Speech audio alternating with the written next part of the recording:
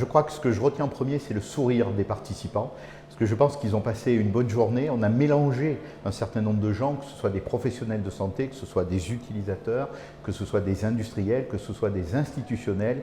Et là, il y a un mélange d'idées et des échanges extrêmement riches autour de l'éthique, et ça va permettre de continuer à activer cette dynamique qu'on a connue avec le Tour de France Ma Santé 2022, où en fait on voit que l'État français qui travaille sur tous ces sujets du numérique, de l'éthique, vient les partager sur le terrain, vient prendre en compte le pouls du terrain, faire remonter le terrain et co-créer justement, cette stratégie numérique avec les utilisateurs et avec tous les acteurs.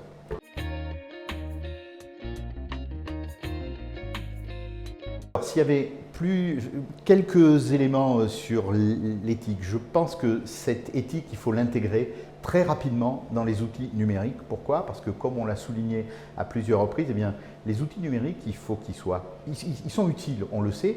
Par contre, il faut qu'on les empêche de hypothétiquement nuire. Et donc cette éthique va nous permettre justement d'anticiper tout ça et de le dominer, faire que le numérique reste à la main de l'homme. Et on a longuement parlé de la supervision humaine que distille David Gruson, qui est extrêmement importante et qu'on a retrouvée tout au long de cette journée.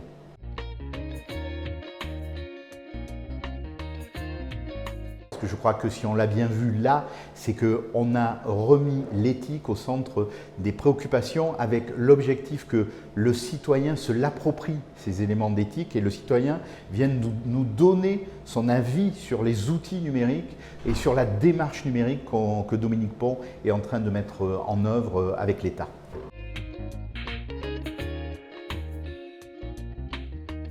C'est dès la conception d'un outil, bien se préoccuper de à quoi est-ce qu'il va être utilisé, pourquoi il va être utilisé et comment est-ce que les utilisateurs finaux vont vouloir les utiliser. Et c'est aussi garantir la diversité, garantir la fiabilité, garantir l'usage de tous et faire que ces outils numériques combattent la fracture numérique qui pourrait arriver par les usages. Donc ces outils, il faut que d'entrée, ils soient utilisables par tous et ils respectent chacun.